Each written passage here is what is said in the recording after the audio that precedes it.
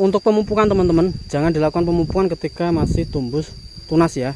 Itu nggak perlu terlalu membuang banyak biaya. Jadi nanti lakukan pemupukan ketika sudah mekar. Assalamualaikum warahmatullahi wabarakatuh. Halo teman-teman, jumpa lagi dengan saya di AHM Farm Channel. Salam santun, salam sukses buat teman-teman petani porang di seluruh Indonesia dan juga buat teman-teman petani yang lain. Semoga selalu diberikan kesehatan dan dilancarkan segala urusannya, amin. Oke teman-teman, ketemu lagi dengan AHM Farm ya, dengan saya. Hampir 3 bulan lebih vakum dan tidak update seputar tanaman porang. Di kesempatan hari ini ada beberapa informasi yang mungkin bisa bermanfaat tentang tanaman porang buat teman-teman yang baru mencoba menanam atau mungkin yang sudah menanam di tahun-tahun kemarin.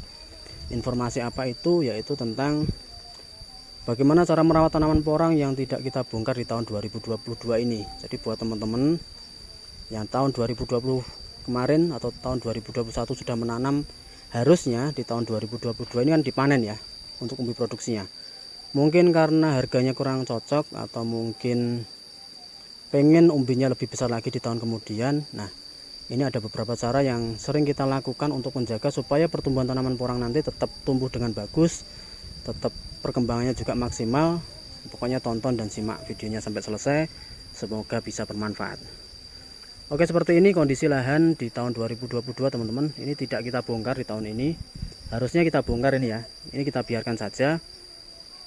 Karena memang ya selain harga, sebetulnya agak kecewa ya dengan kondisi tanaman porang di tahun 2022 ini. Lebih ke pemasaran. Kalau di tanaman porang untuk perawatan saya rasa cukup mudah dan hampir semua teman-teman yang sudah menanam itu tidak ada kendala sama sekali.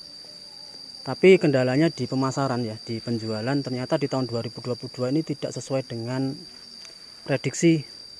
Saya sendiri juga meleset teman-teman untuk prediksi di tahun 2022 ya.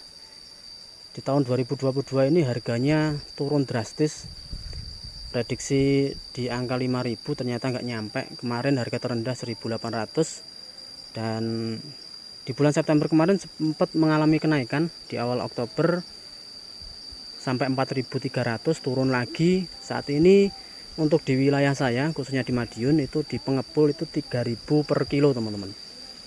Jadi kalau yang pengen bongkar ini mumpung tunasnya juga belum panjang, monggo bisa dibongkar dan dijual. Karena kalau tidak kita bongkar di bulan ini dan kita ulur-ulur lagi di bulan depan, ini nanti kondisinya di bagian tunas ini saya kasih lihat buat teman-teman. Nah, seperti ini ya. Ini yang tidak kita bongkar, bekas batangnya ini berlubang cukup besar. Ini sudah kelihatan tunasnya teman-teman. Nah ini ya, bisa dilihat ya. Nah, jadi kalau kita ulur lagi untuk pembongkaran, misal mau kita jual, ini nanti tunasnya akan semakin panjang. Jadi supaya tunasnya nggak terlalu panjang, di bulan ini atau mungkin di akhir bulan Oktober bisa dilakukan pembongkaran. Bahkan ada lagi yang cukup panjang teman-teman, itu biasanya tumbuh bunga. Kalau yang masih pendek seperti ini tadi ya, ini juga sama di bagian sini. Nah ini kita lihat ya. Nah ini ya, ini juga masih pendek. Kalau masih pendek seperti ini nanti akan tumbuh batang dan daun. Tapi kalau di bulan ini sudah panjang, kita kasih lihat di bawah ini.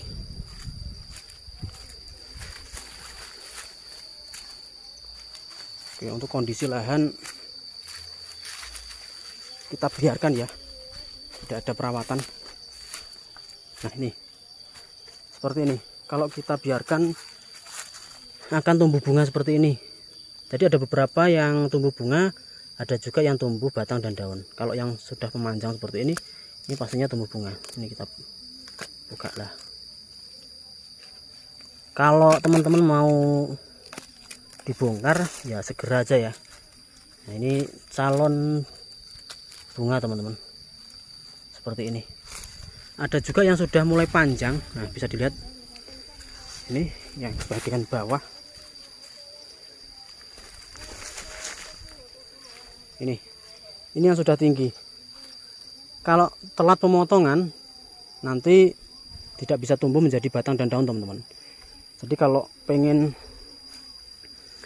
misal dipertahankan yang sudah tumbuh seperti ini segera dilakukan pemotongan ya, jangan dibiarkan terlalu tinggi. Yang tumbuh bunga itu untuk umbi produksinya tidak bisa berkembang, jadi akan tetap. Tapi kalau kita potong dan tumbuh batang menjadi daun, nanti akan mengalami pembesaran di bagian umbi, jadi umbinya nanti akan membentuk umbi baru. Itu sifat dari umbi porang ya, bukan umbinya yang membesar, tapi umbi hanya sebagai cadangan makanan untuk membentuk umbi baru, jadi akan membentuk umbi baru yang lebih besar lagi. Dan perawatan apa yang kita lakukan ketika tidak kita bongkar, ini yang sering kita lakukan di tahun-tahun sebelumnya teman-teman, untuk menghemat biaya, karena di tahun 2022 harganya juga bisa dibilang kurang cocok. Kita harus memangkas biaya-biaya perawatan termasuk di pembersihan lahan, karena pembersihan lahan ini saya rasa biayanya cukup banyak, hampir 50% ketika kita menanam porang itu di pembersihan lahan, biaya pengeluaran yang paling besar teman-teman. Jadi untuk pembersihan lahan yang kita lakukan pertama, bisa pakai cara manual atau mungkin pakai herbisida ya, atau pakai obat. Kalau pengen cepet dan hemat biaya, teman-teman bisa semprot pakai herbisida, mereknya bebas, monggo bisa pilih-pilih. Ini mungkin nanti di minggu-minggu ini akan kita semprot pakai herbisida. Ini cara yang cukup efektif dan menghemat biaya, karena kalau kita bersihkan pakai tangan manual memang ya lebih bagus, cuma biaya kita yang kita keluarkan itu cukup banyak. Dan ketika kita panen nanti di tahun kemudian dan harganya sama seperti tahun ini, yang jelas ya bukan keuntungan tapi kerugian yang akan kita dapatkan. Jadi mending ambil yang simple, yang jelas menguntungkan. Jadi untuk cara pertama perawatan, tidak ada perawatan khusus, cukup pembersihan lahan di bulan Oktober ini teman-teman ya. Jangan sampai pembersihan lahan ini dilakukan di bulan November atau bahkan nanti di akhir November, karena semakin molor nanti pembersihan lahan kita lakukan, maka nanti keburu tanaman porang itu semakin tinggi. Dan ketika tanaman porang semakin tinggi, kalau kita misal mau menggunakan pakai herbisida, yang jelas terlalu beresiko ya. Apalagi ini teman-teman yang sudah menanam di tahun 2021 kemarin pakai bibit katak. Kalau pakai bibit katak, langsung saja di bulan-bulan ini sebelum tumbuh langsung disemprot pakai herbisida. Setelah itu nanti bulan kemudian ya, 1 bulan kemudian biasanya tanaman porang sudah tumbuh, rumput sudah bersih. Ini kalau yang pakai bibit katak ya. Mas misal pakai manual nggak apa-apa ya, nggak apa-apa. Seperti yang saya sampaikan tadi, kalau pakai manual biaya yang kita keluarkan yang jelas cukup banyak. Tapi kalau mau dikerjakan sendiri itu lebih bagus ya. Itu cara pertama yang kita lakukan. Yang kedua, untuk pemupukan teman-teman, jangan dilakukan pemupukan ketika masih tumbuh tunas ya. Itu nggak perlu terlalu membuang banyak biaya. Jadi nanti lakukan pemupukan ketika sudah mekar di bagian daunnya. Jadi cukup simple, caranya 2 itu aja, tidak ada cara-cara yang lain, karena ada beberapa resiko ketika tidak kita bongkar ya. Satu, mungkin ada beberapa umbi yang rusak, entah kena hama atau mungkin kena apa. Yang kedua, tumbuh bunga tadi, kalau pengen tumbuh batang dan daun, yang tumbuh bunga langsung dipangkas. Kalau yang rusak ini boleh dibersihkan, ini sudah pernah kita bagikan videonya di tahun kemarin. Bagian yang rusak kena hama itu dibersihkan, nanti dikembalikan lagi di lahan. Udah simple itu aja ya.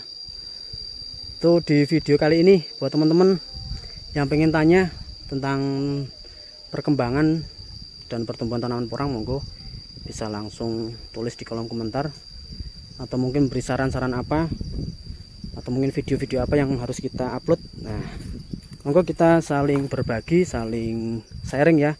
Di sini saya tidak menggurui atau mungkin lebih tahu, karena ini berdasarkan pengalaman yang sudah kita kerjakan di tahun-tahun sebelumnya. Oke, itu informasi di video kali ini, dan sampai ketemu di video selanjutnya. Terima kasih. Assalamualaikum warahmatullahi wabarakatuh.